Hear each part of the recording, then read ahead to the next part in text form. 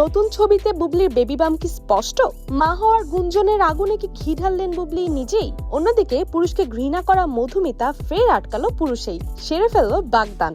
এখন কে তার নতুন সঙ্গী সে বিষয়ে জানবো। প্রথমে বুবলির কাছে আসি। বুবলি শাকিব খানের সাথে আমেরিকায় সময় কাটানোর পর যখন দেশে এসেছিল, তারপর থেকে গুঞ্জন যে তিনি আবারও মা হতে চলেছেন, এবং এটা নিয়ে অনেক জায়গায় অনেক লেখালেখিও হয়েছিল। তো বুবলি কখনোই এই বিষয়ে মুখ খুলেননি। তবে সম্প্রতি একটি অনুষ্ঠানে বুবলিকে আসতে দেখা যায় এবং সেখানে বুবলির কিছু ছবি নিয়ে অনেকেই মন্তব্য করেছে যে না, তার এই ছবিতে বেবি বাম স্পষ্ট। তার হাঁটাচলাও কেমন জানি লাগছে, মনে হয় তিনি সত্যিই মা হতে চলেছেন। তবে সেই ভিডিওতে কিন্তু তাকে সাংবাদিকরা প্রশ্ন করে তার মা হওয়ার গুঞ্জন প্রসঙ্গে, এবং সেখানে তিনি এমন কথা বলেন যেটা ঘিরে অনেকের মধ্যেই একটা রহস্য জন্ম নিচ্ছে। তিনি বলেছেন যে ব্যক্তিগত বিষয় নিয়ে সবারই আগ্রহ থাকে, কিন্তু আমার মনে হয় যখন ঘটা করে ব্যক্তিগত প্রোগ্রাম করা হবে তখন সব ব্যক্তিগত বিষয়ে আলোচনা হবে, সব জায়গাতে সবকিছু বলতে হয় না। এবং তিনি এটাও বলেন যেহেতু সুন্দরী প্রতিযোগিতার এই প্রোগ্রামে আসছি তাই এই আলোচনাটা বাদ দেই। তো তিনি কিন্তু স্বীকারও করলেন না, আবার অস্বীকারও করেননি। এটা নিয়ে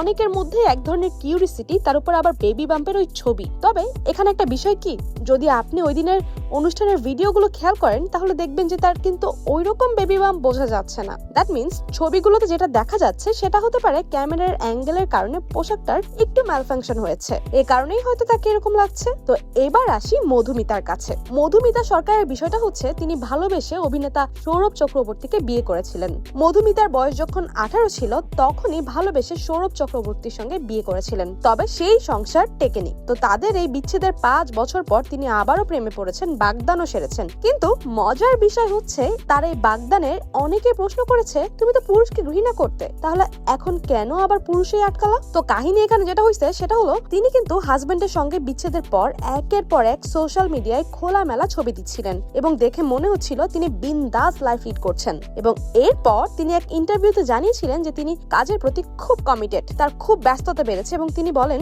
বিশ্বাস করেন আমি পুরুষদের খুব ঘৃণা করি। তো এই স্টেটমেন্ট নিয়ে তো অনেক সমালোচনা হয়েছিল যে তার পুরুষদের প্রতি এত ক্ষোভ কেন এত বিরক্তি।